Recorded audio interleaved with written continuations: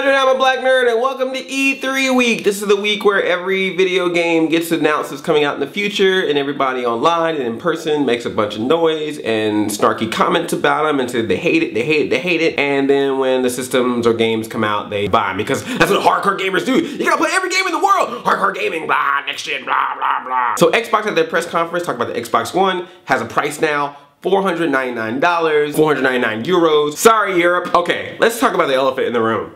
The sound. What the hell? You have weeks, months to prepare for this thing, and seriously, we have sound failures. I felt so bad for that EA guy when he was trying to show Battlefield 4. He like built it up. Everyone was all hyped. Battlefield 4, actual gameplay from a PC, all right now. And then it was no sound whatsoever. It's like, really? What? This happened like 3 times. You know, every single time that happened though, the guy that came up with the idea of Nintendo Direct was probably like, you see, oh, we should have a live press conference. Oh, remember when you made fun of us when Miyamoto tried to play Legend of Zelda Skyward Sword and didn't work properly? Well, you know what? At least that had sound in it. I guess the Xbox One is not backwards compatible or sound compatible. Apparently you have to download sound. Be sure when you buy your games to make sure you get the season pass so you can get, you know, sound. Raise your hand if you got fired from the Xbox One press conference today. That would be you, Charlie. Get out of here, Charlie. I'm just gonna assume that his name was Charlie. Sounds like something a Charlie would do. Rise, son of Rome. Rise. You ever played God of War? Imagine if you played God of War, but instead of you being like a god, you were just like one of the dudes from 300. I'm not gonna lie, it actually looks like a cool game. I just love that we keep getting these games based on historical events because you know that there's gonna be some kids gonna write like some history reports and they're gonna be completely wrong. We had some Romans knock dudes into pits, Assassin's Creeds came up and then stabbed them, and then Abraham Lincoln hunted vampires. History. I also love that a good portion of the Xbox One showed us games from the Xbox 360, and some of them I was actually more excited about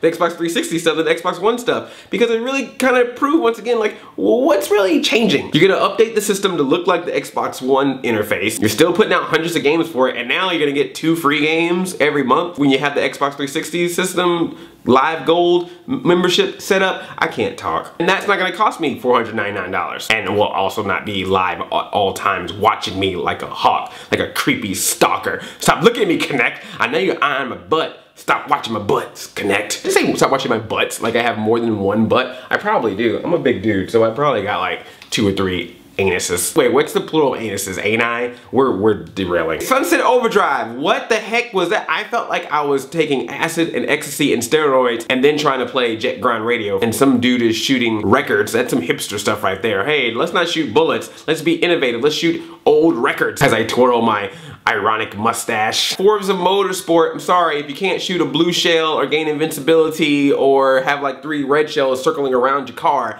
I'm not interested. And I love that they brought an actual car out on stage. Like, what was the point of that? Did somebody win that? Is everyone getting a car that went to the Xbox press conference? I would have loved it if at some point that car got stolen by Vin Diesel and Paul Walker and Tyrese. And I kid you not, someone used the word Drivatar. Drivatar. Really? Is James Cameron gonna direct that? James Cameron's Drivatar in 3D? Can I watch it on Nickelodeon? Drivatar, The Last Carbender? I'm really excited that Killer Instinct is coming back. Combo Breaker. But I wish they would have just shown the trailer and it would have made me happy about it. Now I'm not gonna remember Killer Instinct because of that trailer. Now I'm gonna remember it for the awkward banter between the producer and that lady on stage playing the game. I mean, was it just me? But did that just feel weird? That felt like the fast bump of 2013 for the Xbox conference. And then at one point, didn't he say something like, you just need to take it or just let it happen? Was something kind of sounding a little rapey, a little rapish, a slight rapical? I don't know if that was scripted or unscripted. If it was scripted, never script again. And if it was unscripted, never unscripted. Actually, that just means just shut up and just show gameplay footage. I don't need you talking. You do not interact the way I interact. Please trying to act like you know how gamers talk on stage, especially if you end up saying something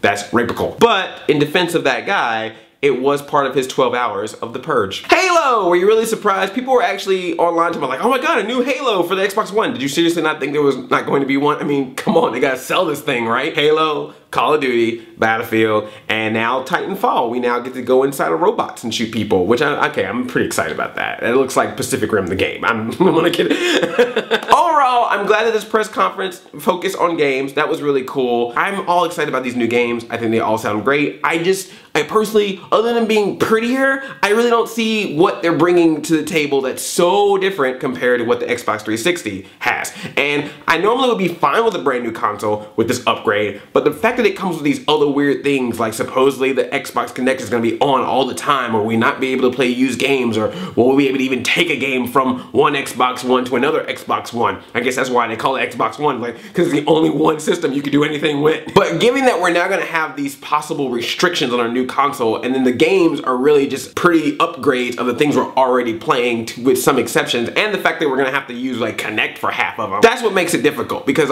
on one hand I'm like, I'm excited, but on the other hand I'm like, but I also got to deal with this new crap that I don't want to deal with. So I guess we're just going to see what PlayStation 4 is going to do, and we're going to have to see when Wii U steps up and goes, guess what, you can share our games. If your friend has a Wii U, you want to go over to his house, take Mario U with you, guess what, you can play it, and we have sound. Now I want to hear from you. Now that you've seen the games, now that you've seen the system, now that you've heard the price, $499, are you going to get an Xbox One? What game did you see that you were excited about? What is your just overall critique of the conference? Leave a comment or video response. Stay tuned all week for silliness of me talking about E3 stuff, because I have no idea what I'm talking about. You don't only play Mario Brothers. Tickle that thumbs up button, let me know you like this video. I love you like a play cousin. I'm Audi 5000.